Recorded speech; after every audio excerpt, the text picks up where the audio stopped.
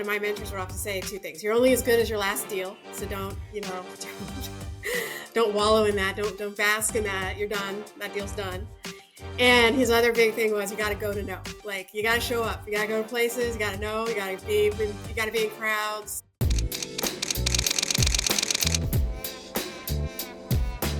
Hello and welcome to another great edition of Beyond the Hype with Black Enterprise. I'm your host, Alfred Edmond Jr., Senior VP and Executive Editor at Black Enterprise. And yes, I know I say every episode is great, but just go back on YouTube. You know I'm not lying. Every episode is great, and today will be no exception. Welcome to the show. If you're joining via YouTube, please subscribe, like, share, comment. We want to get your feedback to continue to make the show better.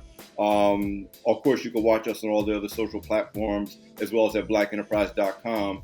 Today, we're doing another special edition under our intermittent series for Beyond the Hype, Money Moves That Matter. And we're talking about a topic that's really critical to the Black Enterprise audience, especially if you're obviously business owners, entrepreneurs, and obviously we're all committed to this idea of wealth creation, multi-generational wealth creation in general. And we're talking about this idea of leveraging the power of financial inclusion, both within and without the financial services industry. And listen, I have a great guest. You know, I get some of the best people on this show, but you're not going to believe this woman's title, okay? Her name is Maggie Coleman. She's Chief Investment Officer North America for Real Estate Equity and concurrently co-head of Global Portfolio Management for Real Estate for Manulife Investment Management. Maggie, welcome to the show. Thank you, Alfred. It's wonderful to be here. A longtime reader of Black Enterprise. I remember the magazine growing up, stacked on our living room floor. So I'm excited to be part of the community and join you today. It's going to be great. Hearing that never gets old. It's one of the best things about working at Black Enterprise. Everybody has their Black Enterprise story, the magazine, or a particular article or interview we've done or whatever. Yep. And it just never, ever gets old. So thank you. But listen, I always like to start these interviews, especially for someone who's achieved a role.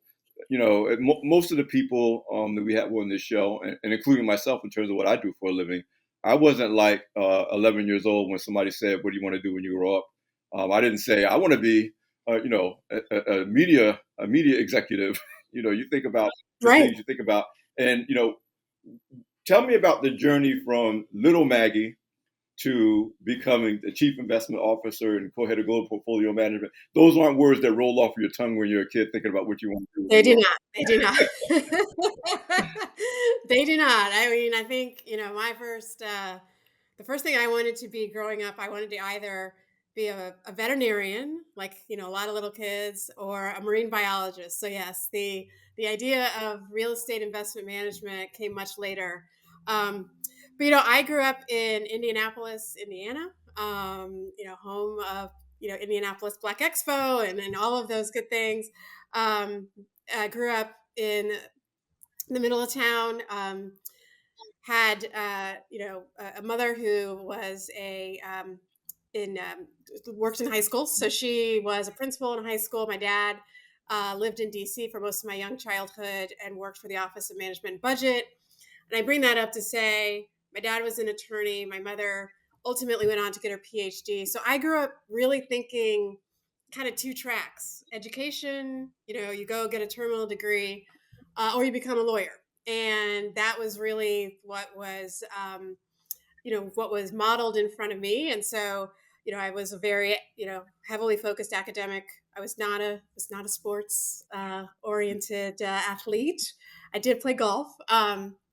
And so went through undergrad at IU and studied business. And I went into the business school not really knowing, again, what I wanted to do. I thought I was going to go on. At the time, you really went through two tracks. You went through the public accounting route or investment banking. And I didn't spend a lot of time thinking about my talents and really how I want to spend my days. And I bring that up to say I kind of just followed a pattern of, well, this is what I think you're supposed to do, and went into investment banking. And really it really didn't align with how I, again, wanted to spend my time. So thinking about what was interesting to me, I started at University of Chicago in grad school and thought I was going to go get that terminal degree and be a professor like my mother, do a PhD. And, I think one of the hardest periods of my life was recognizing that was not it. And I spent a lot of time soul searching. I spent a lot of time thinking, how do you want to spend your days? What are you good at? What do you like to do? What's interesting about engaging with people, and talked to a lot of people, and really fell into commercial real estate by just talking about what's out there, trying to figure out what other industries allowed me to express both the quantitative side of my the quantitative things that I like to do, but also being out and problem solving with people. I love that real estate is physical. You can touch it, feel it, you can build it, you can reposition it. So there's all of this kind of physical element to it. And so I just took a risk and went for it. So that's really how I started. I started at Roger Staubach, his old firm, Staubach, and they took a chance on someone who had no real estate experience and just worked and worked and worked. And my first roles were in the advisory side of the business. I started cold calling, picking up the phone. I didn't have any connectivity with clients, and so I had to build a book of business, cold calling, figuring it out, and just started to really fall in love with the work. JLL bought Staubach, and that really brought me into institutional real estate management. And at that time, the GFC hit, so real estate took a tumble. But I took a chance again, moved to New York to build our loan sale team, which was coming out of the GFC, selling loans. Didn't, again, no exposure, but just put my head down and kind of was grinding. Um, JLL is a tremendous, firm, institutional in nature. It's global in nature. So that was my first experience when I led international capital at JLL, in really understanding global capital and how to access global capital.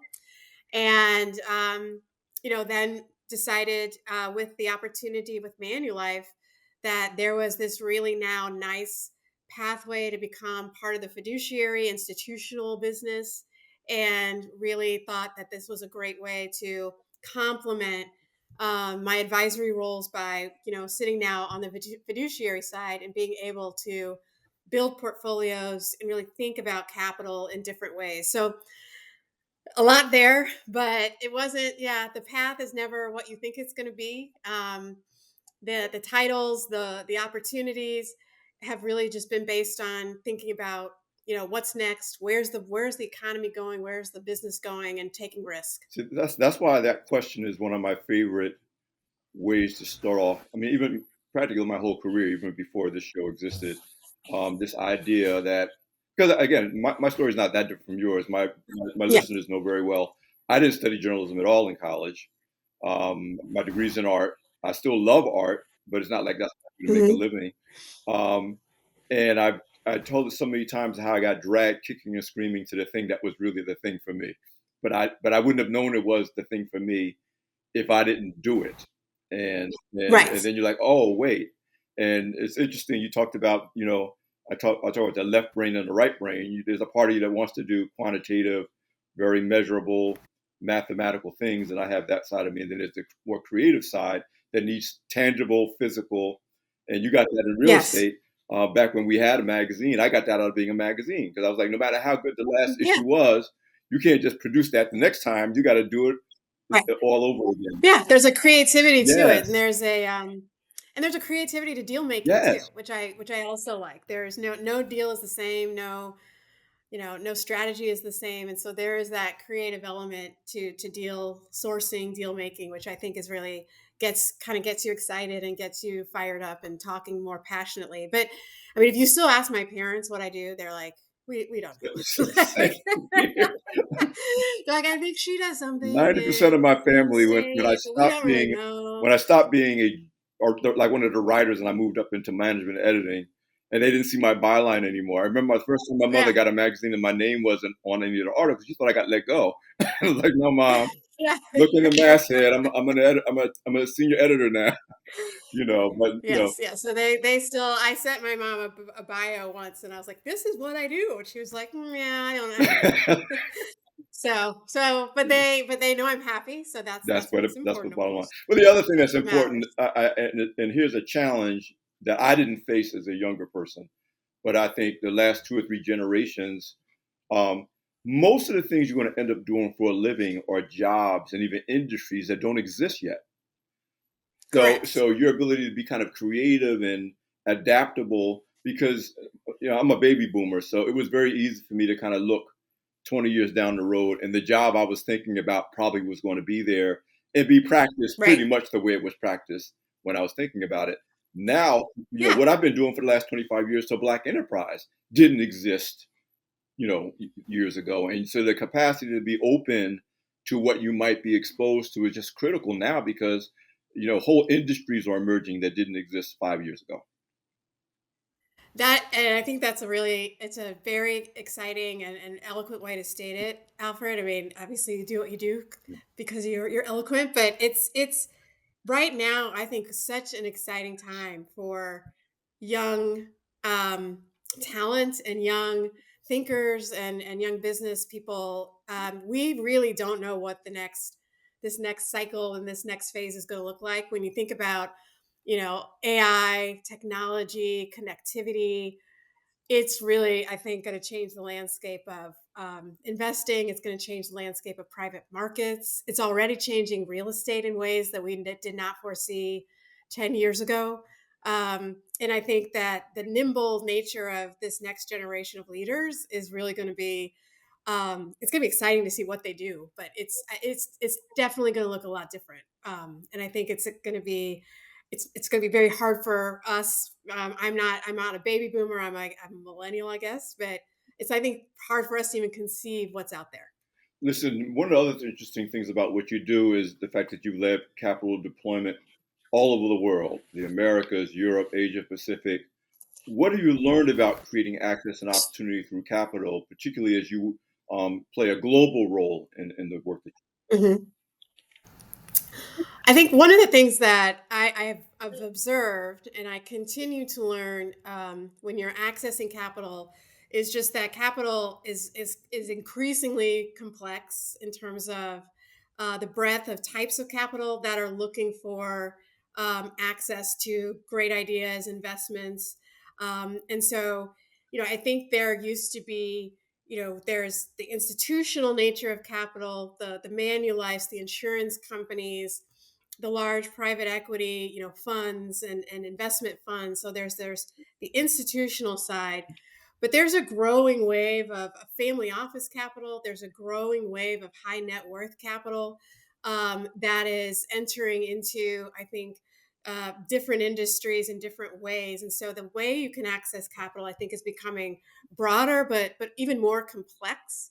And those segments that I mentioned are increasingly blurring their own lines, and so I think there's myriad ways to access capital. It doesn't necessarily have to flow by the old book of rules the way when I was coming up in investment banking, there was really a very kind of straight path, and so I think that that's one of the things that I continue to learn and continue to observe. Um, One thing that is has been germane for my entire career is that to the extent you can, differentiate a strategy and really stick to your knitting, or really define kind of a core thesis or a core product or a core platform, I think that's a competitive edge that capital likes, and they like to see minimal distraction and real focus. And again, I think that the breadth of types of investments has expanded, both in my industry and real estate, but also I think across different segments and sectors. I think about the capital now that's flowing, for example, into music rights. That didn't exist 10 years ago, and there's this whole now wave of investors who are looking for access to musicians' books of business and or books of writing and the rights to their music, and how do you leverage that. So there's just, I think, a completely different landscapes of types of opportunities and specialization that capital is seeking access to in this environment right now.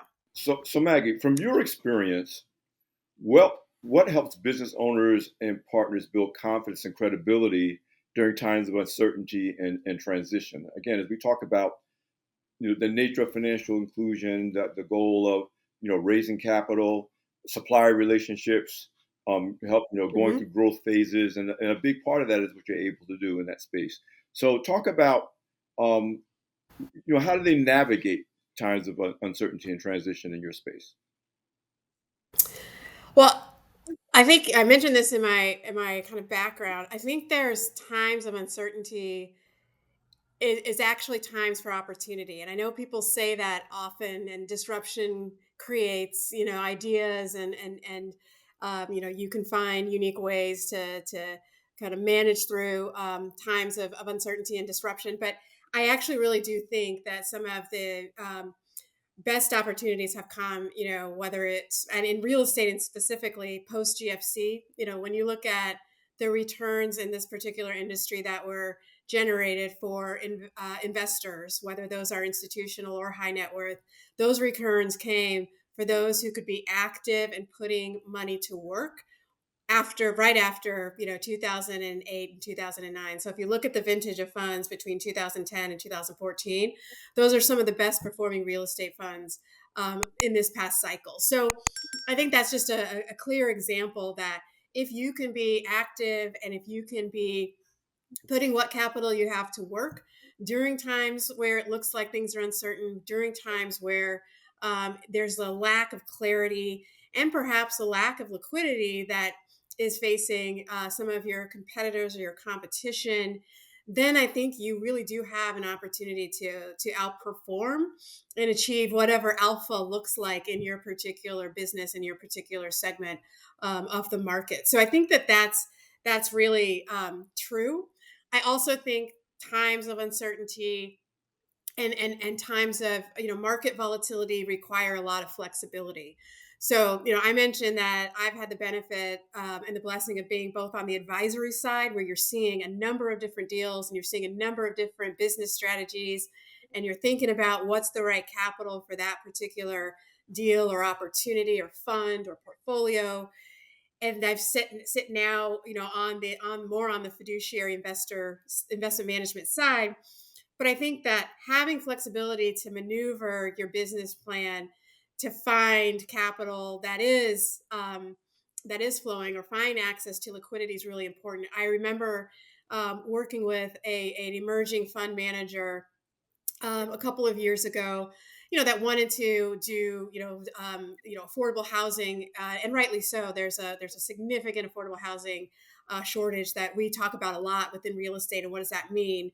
But they were introduced to a capital partner that wanted to do both affordable as well as some industrial development. Now, that was not in their purview, but our guidance was, look, expand your mandate, utilize the capital, get going, get your business going and start, because you may not have this opportunity. Again, it's not maybe going to look exactly like you want it to look, but it's enough to get you going to build a track record and move, advance the ball and advance your business. So I think if you can be flexible, that also allows you to unlock activity. I think that's really important, and to stay active in these times. One of the things our CEO Butch Graves pointed out to us, when we talk about uncertain times, especially as the rate of change in business and society obviously accelerates exponentially. And one time we were kind of lamenting changes. He's like, when tell me when we had certain times. Like what day was that? Yeah, You know, exactly. the days of Exactly. things kind of setting a certain way and being that way for a decade or two, Right. that's Right. that's so 80s, like it's so long ago. It And really so is. this Yeah. idea, it's almost like a business nostalgia or economic nostalgia for certain times. And he said, and he really reset our clocks as the leadership of our company. He said, well, once we accept that change is the certain time, like this Yeah. is the predictable outcome, that things are going to change, then it doesn't feel uncertain anymore. It just feels like business as Right. usual. This is what it It, is. And I think it's not only just the way that things are changing, and to your point, there was really never a time when things were certain, but I think now especially with technology, the rate of Yes. change and the pacing of change is exponential. Yes. So, as if you can accept that there's going to continue to be exponential change, and marry that with your business and create that nimble mindset, I think that's extremely important as we embrace whatever this next wave of technology is going to bring us. Because I think that's where a lot of business owners need to be thinking about, planning, is this AI and this data and digitalization wave that we're just at we're just at the start. And again, I don't think any industry is going to look the same. I don't think real estate's going to look the same. Infrastructure, any of the private market sectors, but especially from larger businesses down to small business, you just don't know what it's going to look like. Over the last 25 or 30 years, I've become a mentor to a lot of entrepreneurs. And one of the rules I teach them is that things are about to change right when everything's working perfectly. Because if you're doing Hmm. it right, you've changed something, and that's going to trigger more Right. change. So success Right. triggers change. So it's not you get to a certain point and you just stay there. You get it just the way you want it, and then be prepared for it to change because obviously you're having an Right. impact. So once I think it's Yeah, I mean, I think that is really important for the entrepreneurial mindset. I mean, I think as in my early career, they would often say two things. One of my mentors would often say two things. You're only as good as your last yes, deal. So don't, don't wallow in that. Don't bask in that. You're done. That deal's done. And his other big thing was you got to go to know. Like you got to show up. You got to go to places. You got to know. You got to be in crowds that you would not think. You got to know. You got to go to know. So that was always my kind of, my mantra of getting up the next day. Like yesterday, that deal's done. Every January 1, the clock starts. So last year's last year, and you got to keep going. So I think that marries nicely with what you're talking about in that rate of change and for the entrepreneurial mindset. yeah. I know you said you weren't sports focused as a younger person, but I just remember this quote. I was heavily into. I was too small to play, but into football, I did a little track, and I do think with it kind of orientation. But I remember the quote. I can't remember who said it. He said, "Even the Super Bowl doesn't matter once the game is over. Like nobody. It's like That's right. okay, go to Disney World or wherever you go Right. after you win, and then on to the next. And now what? Now what are you doing? Exactly. Yes. Only as good as your last. Yes. But talk, Yes. as you know, a big part of our focus is on entrepreneurship and breaking business barriers. From your perspective, what role does capital and access to capital play in shaping outcomes for small business owners and even not so small business owners and founders who are trying to, get Mhm. grow their enterprises, take their enterprises into new markets, and all the things you have to do to sustain a business over time? It's a question that we think about a lot here at Manulife. We have a very focused. We've had a long-standing impact and sustainability and an agenda to help drive the best outcomes for our constituents, but really the communities where we invest. And so we think about that a lot. I think when you boil it down to um, individual businesses and they're seeking capital and how they're trying to access capital, I think there's two kind of practical tenets that I think can shape outcomes. One is really the structure, just the deal structure, and I think we see new managers, new businesses, and early founders at a crossroads sometimes when they're seeking capital about, and giving up too much of their business, whether that's a GP stake in a real estate investment firm or a GP stake in another firm, or just, ownership in their business. And so it's hard to walk away from capital, but I do think we try and create ways and encourage um, business owners to look for capital partners that are not trying to tie them down for the long term, and really want to see their businesses scale. Obviously want to earn a return for that investment, but also want to create that wealth for that idea or that owner or that business, and see them flourish and see them create that kind of cycle of wealth generation. So I do think, you know, really thinking critically about the structure of a deal or a structure of a vehicle early is really important. And I think one of the most challenging moments for new businesses is really finding working capital, because it's great to find a deal. and it's great to find a multifamily asset you want to build and find that one deal capital partner.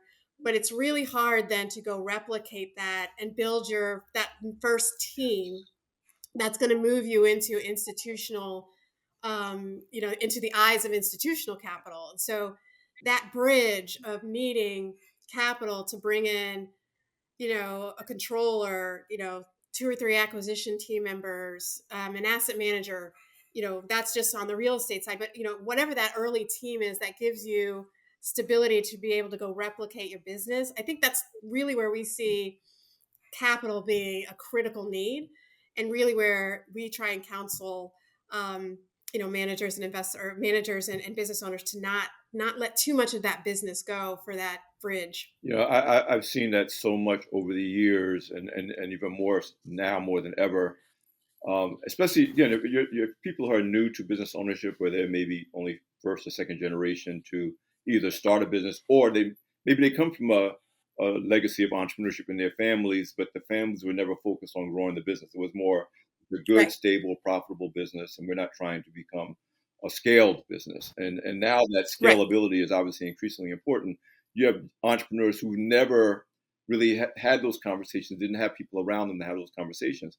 And one of the hardest parts of that conversation, you touched on it, is that often the entrepreneurs get stuck on how much they need, and it's oh, I need this amount of money, and maybe they're impressed on give me Hmm. 5 or 10 or whatever the metric is, but they're not focused enough on the structure. They're not, Right. and often until it's too late, until after they've made a commitment, they realize they've cut a deal that looks so amazing on the front end because they saw this That's big right. number that maybe their parents and grandparents could never dream of, but the structure of the Right. deal is actually more important than the number. And, That's and right. so a lot of the education in the entrepreneurial small business ecosystem, especially when it comes to entrepreneurs of color, women entrepreneurs, is getting them educated about the structure of the deal is almost more important than the number that you might get to. Right. And where is that structure going to take you long term? Yes. And how, you know confined are you to things like bringing in other partners, bringing in other capital sources, exclusivity around certain aspects of your business that you may not have thought about at the time, when you do scale, being critical to bringing in other capital partners. So there's certainly pros and cons to, various entry points with capital, whether it's a joint venture, whether it's giving up part of your business to a private equity, whether it's going down a non-institutional path with high net worth. I mean, I know many businesses that have scaled with just high net worth capital and have not taken institutional capital because that capital is more flexible. Yes. And so I think you've got to think critically about where there's that outcome. What's that? It doesn't have to be the long term structure, but what's that next kind of iteration of your business, and what's the right capital source? Whether you need cheaper capital, you can stomach more expensive capital. There's just an entire spectrum of pros and cons, and things you give up now for flexibility later, that I think it's not a good or bad, it's what it is. And so it's really important to understand what you're giving up early in your business, um, and what you might want to be looking for later. I think you touched on it. One of the first challenges is first understanding all the different kinds of capital sources that are available, and there's an Right. education process there. Often people just think, well, I can get a bank loan, or I can, but there's so many other options, and That's more right. emerging every day. Then the second thing you said is learn the pros and cons of each one because there's strengths and weaknesses for each one. One of the exercises I take the entrepreneurs that I mentor and advise through, like you said, you can't look 20 years down the road, but I will say to them, think of yourself 5 years from now and imagine your day from the Mhm. time you wake up in the morning and the time you go to bed at night. What do you want that to look like? And often Yes. that will give you clues as to what do you really want to do with this business and what you don't want to do with this business. And then based on your goals for your life, certain sources of capital just won't work for you because it won't fit what Correct. you want to Hmm. do. So this idea of at least visualizing in real time, not real time is the wrong word, but a realistic realization One of my mentees pretty much decided she didn't want her business to be more than a $15 million business because Mhm. for it to be more than that would have changed her life in ways that didn't fit where she was going personally.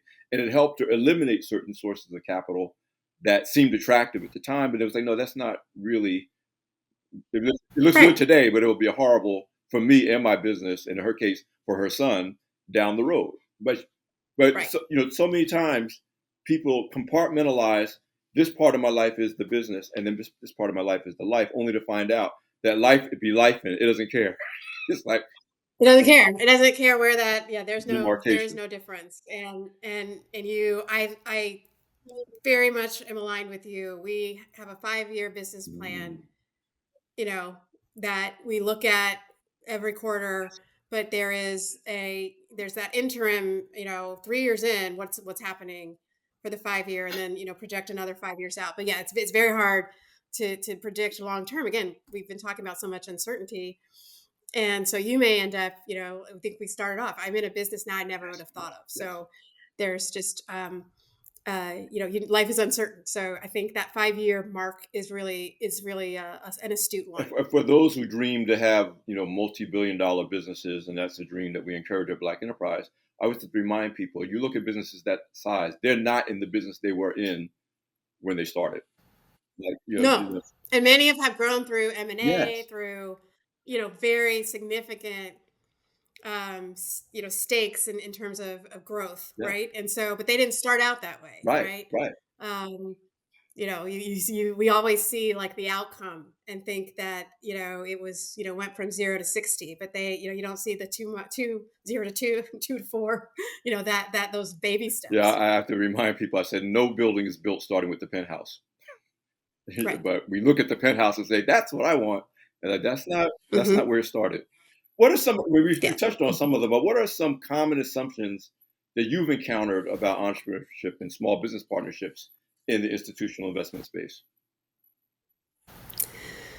Honestly, I don't think they're going to really surprise you. I think there still is a notion that entrepreneurs, emerging business owners are, maybe less institutionally minded. And I don't think that's necessarily the case. And so I think that there's this in institutional, for institutional allocators, I think you equate kind of emerging with non-institutional.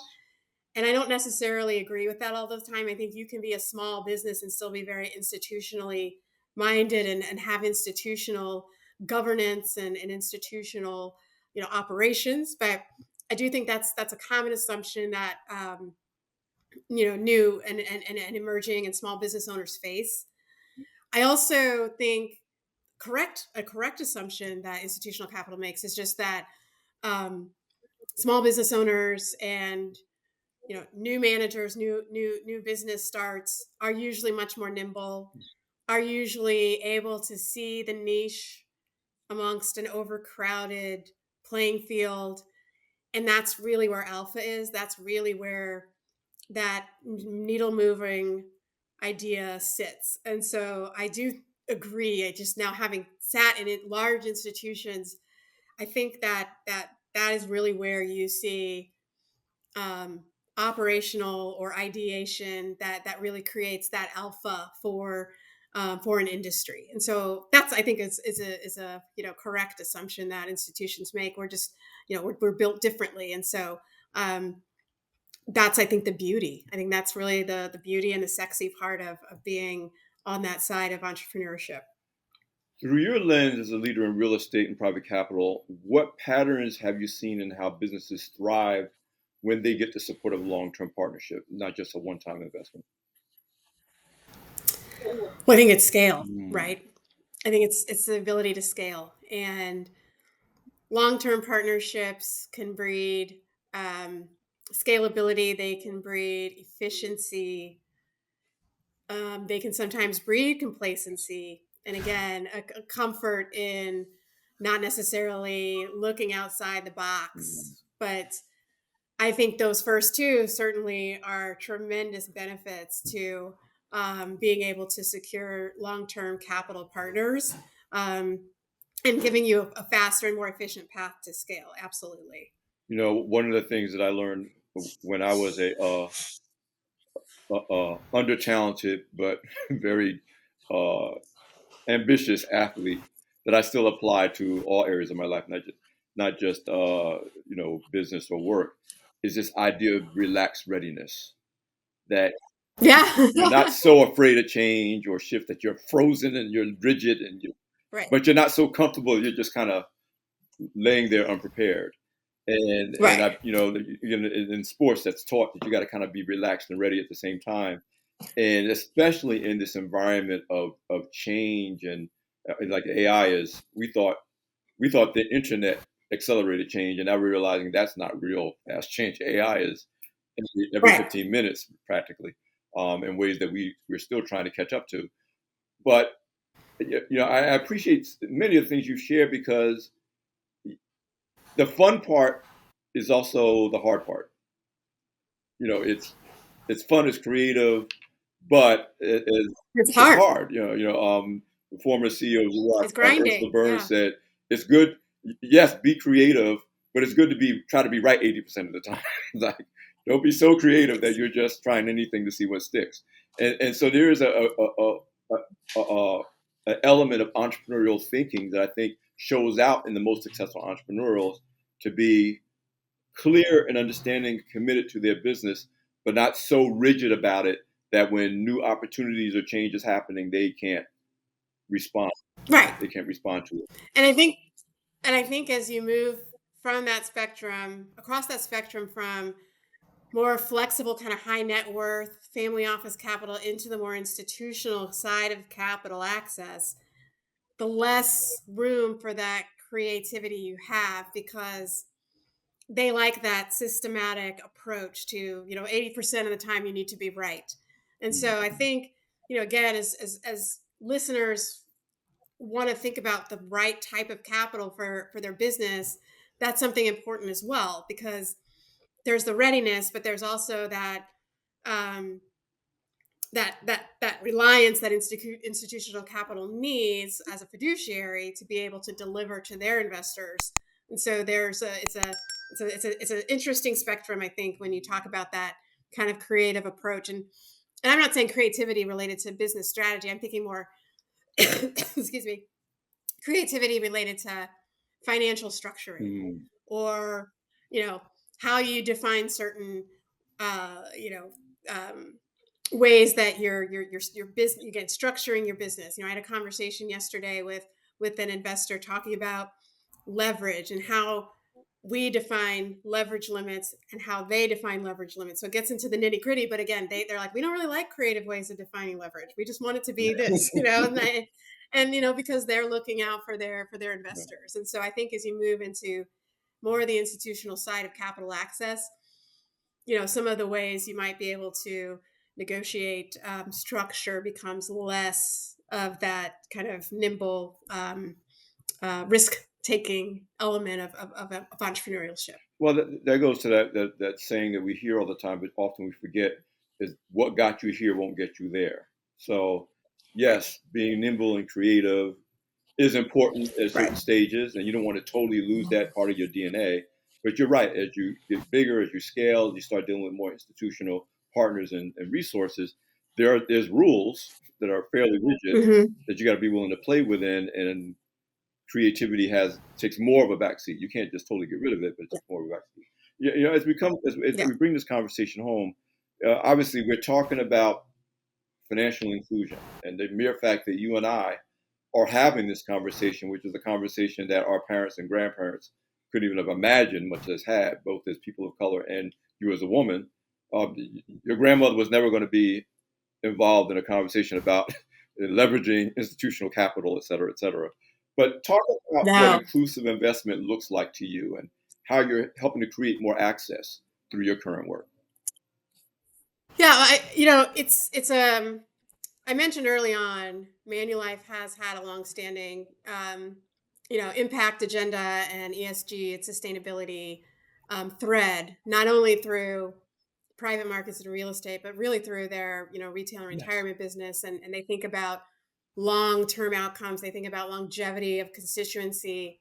And so all of that threads into this idea of, accessing good outcomes for our partners, accessing good outcomes for our clients and those that we support through our investments.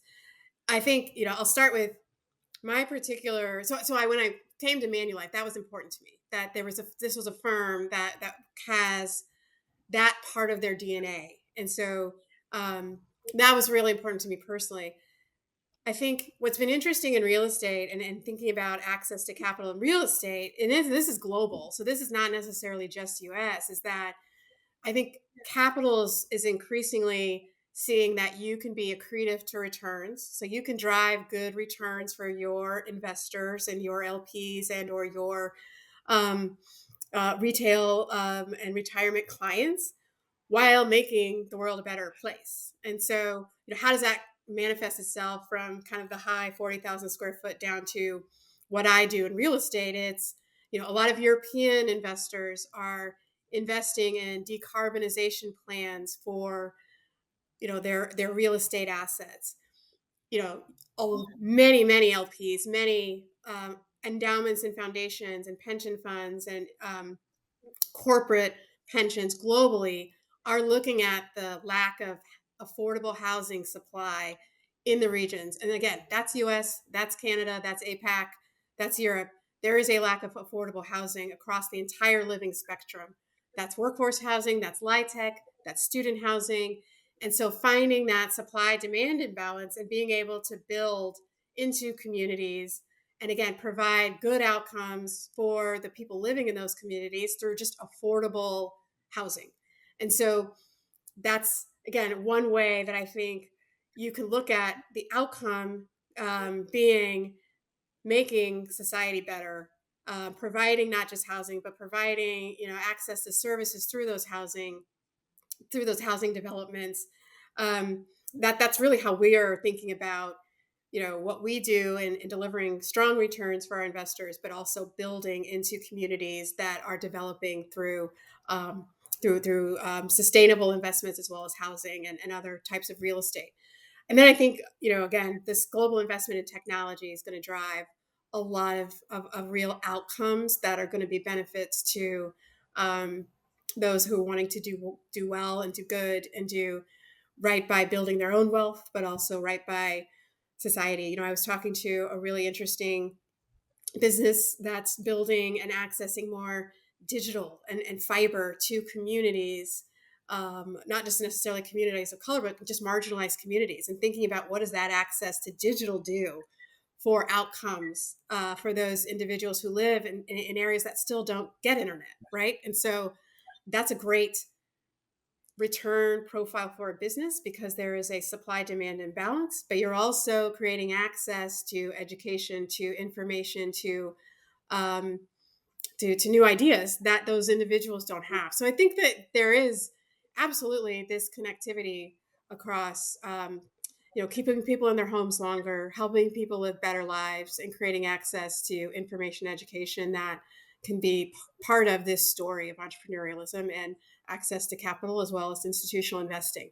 Yeah, if I talked about that in broad extremes, and this is a big part of the DNA of Black Enterprise, is we say that the best companies understand that you can do well in a unproductive environment or an infertile environment, but you do much better when everybody is prospering. And so it's the between, am I Correct. a cactus in the desert? Yeah, cactus is doing fine in the desert, but he's in the desert versus a rainforest where there's life, is teeming with life, and that life is, Hmm. reinforcing and feeding all other life.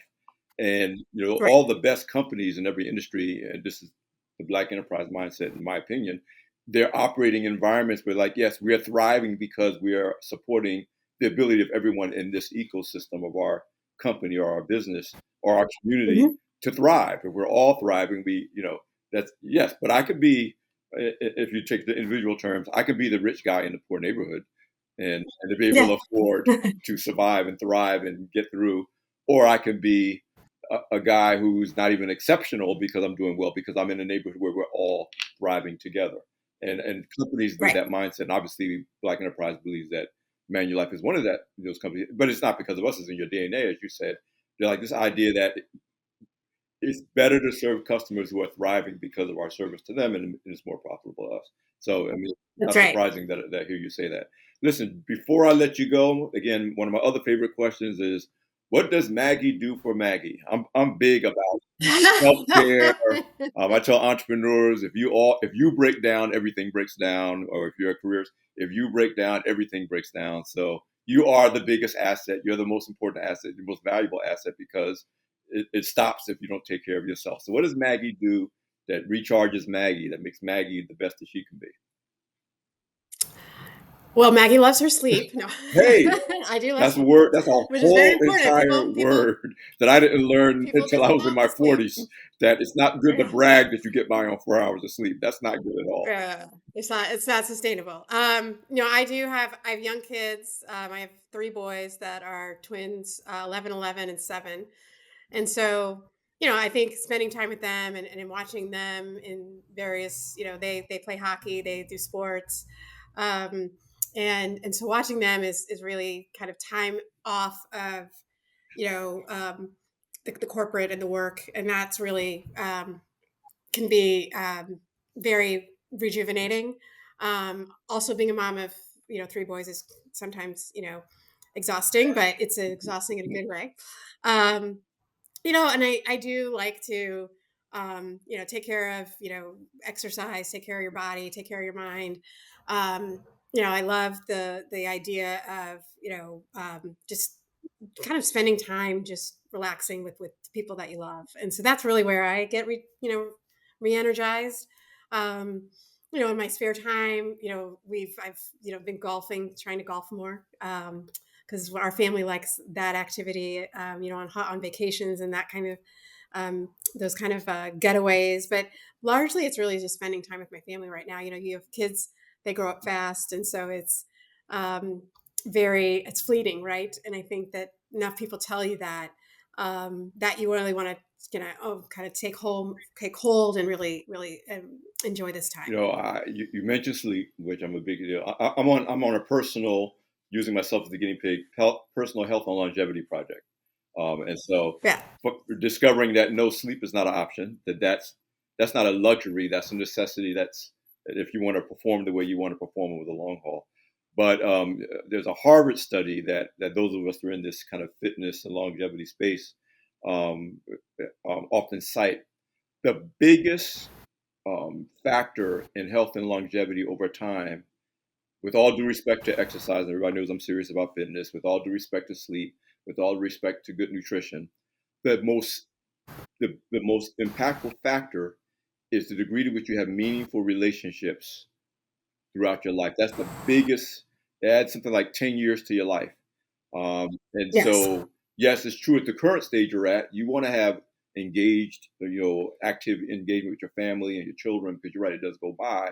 But your capacity to manage that over time is important to your current happiness and your future health and longevity. And I'm from the generation, I'm a baby boomer, that was, told, oh, kick that can down the road. Just concentrate on put in those 70-hour work weeks. You're doing it for your family, Yeah. doing it for your family. And I'll get on my whole health as well soapbox, that your relationships and rest and recovery, if you change nothing else, is going to give you more payoff in the long run. I'm at the Hmm. stage now. I have adult children. I appreciate that. Most of them. Sometimes it's different on different days, but I Exactly. can. They call me, and I have a relationship with them in adulthood, where I know people who, because they did the whole, I'll get to that later, and then their kids are like, you didn't talk to me when I was a kid, and now you're retired and I don't want to Yeah. talk to you. So I Right. just say that, a lot of times people poo poo that, yeah, I want to spend time with my family. I want to spend time with my kids, and I want to pursue a sport like golf that we can all do together. And that's not just a side dish. That's part of the main event of your life. And making the mistake of Yeah. putting my work and my career, my business in this box, and my life in that box. I tell people all the time, don't. It's all together. You got to build it all together.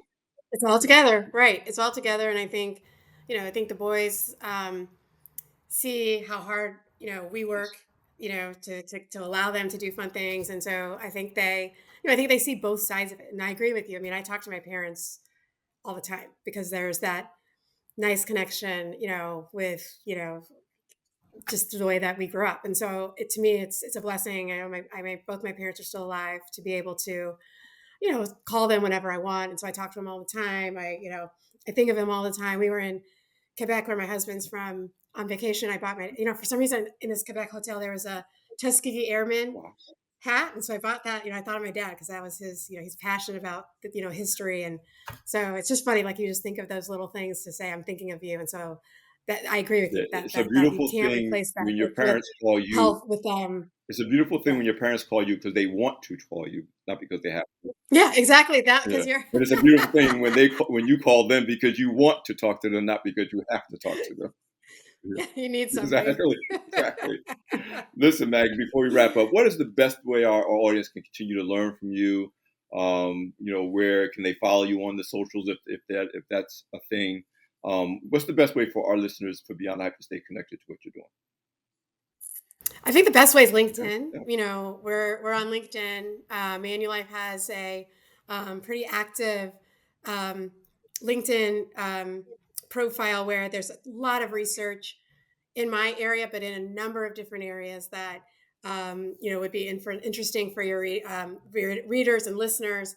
And then I have a LinkedIn profile that I'm very active and I respond to messages, and so happy to engage in dialogue um, through that channel and certainly answer any questions. And I think just being a resource for business owners, and I think that's really important as part of the pay it forward, and also just again trying to engage dialogue. So I'm always happy to if I can't help you find people to help and kind of find ways to kind of create new ideas of moving a business forward. Yes, yes. I know you've spoken at our Women of Power Summit, which is the events Mhm. businesses is a big part of our. Which was amazing. It was incredible. It was Well, hopefully incredible. you'll be Any of back. We're doing your, 20th you anniversary know, in I would love 2026. to. It was Yeah. it was actually, I do several conferences a year, and that one was, kind of heart, mind, soul enriching. It was really Well, good. obviously we've been known for a magazine that was started now 55 years ago. We're about to celebrate our 55th anniversary in August. Um, but the events business really reflects the real reason Black Enterprise exists and how it was explained to me by our late founder, Earl Gray Sr., when I was coming up in the company. He says, everybody has a piece of the puzzle that somebody else needs. And a Right. big part is to bring people together that say, oh, I've been looking for that, but especially in the 70s and the 80s and even in the 90s and maybe even to some degree today, if you were African American in corporate America or in most industries, the person with your piece of the puzzle might be in another part of the country or in a whole other industry Mhm. unless you had a chance to meet them.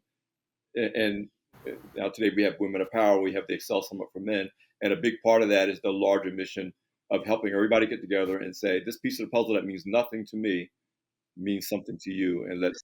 Be something to Yeah. someone. Yeah. And my experience can be Yes. help connect. I think and my panel in particular was really about personal experience, and I think that also gets overlooked because I think there is no blueprint, right? And especially women navigating business ownership or corporate plus family plus as men too. But I mean, I think that there's a lot of unknowns, and there was, I think, for a long time people didn't talk about some of these questions and decisions and what was the pros and cons, right? And so I think that environment to me was both intellectually stimulating just from seeing and talking to experts across so many different fields, but also I think the connectivity around some of these softer questions around constructing your life is was really amazing. Yeah, I was really just grateful and blessed to be a part of it. especially again, we talk about the changing world. No matter who you are and what your background, there's a high probability that the world you're working in, the businesses you're working in, the companies you're working with, the jobs that you do, you can't go back and talk to your mother or your grandfather because they're like, we No, don't know nothing about that. What's that? no. But I have my grandma's recipe book, so I have a piece of her That's right. legacy, her handwritten recipes for biscuits and black bottom pie and chess pie, and That is so I got something. I got her, like, that's how I that talk to is her. gold. Trust me, that is That's gold. gold. Listen, Maggie, we could go on and on. I know it's going to be a great conversation. Thank you so much for joining me on this edition of Thank Beyond the Hype. you. It was a pleasure, Alfred. And I'm excited about what you're doing. So keep doing Thank it. you. Thank you. Okay, I promised I delivered. I do it every time. This is another great edition of Beyond the Hype. This is part of our Money Moves That Matter series that we're doing in partnership with our friends at Manulife, John Hancock. We're talking about leveraging the power of financial inclusion. I'm your host, Senior VP, Executive Editor of Black Enterprise. This is another great edition of Beyond the Hype. Remember to subscribe to the Black Enterprise YouTube channel so you can listen to this episode and other episodes of all of our shows on demand, and stay up on everything that we've been talking about, including our upcoming Women of Power Summit that Maggie just did the free commercial for. Thank you. And listen, take care of yourself, and we will see you next time.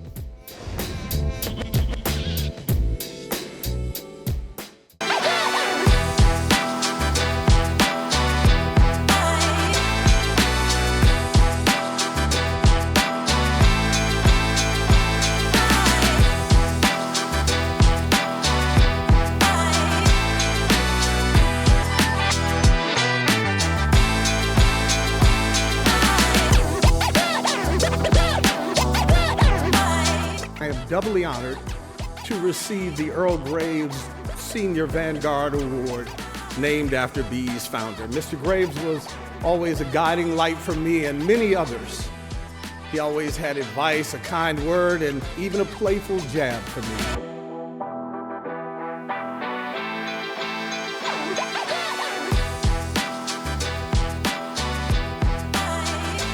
Coming here lifts my spirits because I know that no matter what happens around us, I think we have a chance to do some great things.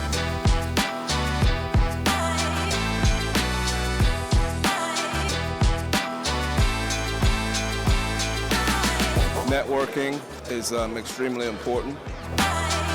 This is a conference I definitely will look forward to coming to. Excellence is the base. That's the base. The goal is exceptionalism.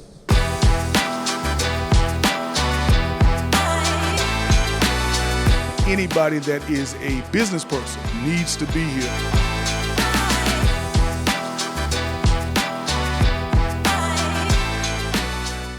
For more than 5 decades, we've had your back. Beyond the Hype and Black Enterprise have everything you need to elevate your excellence.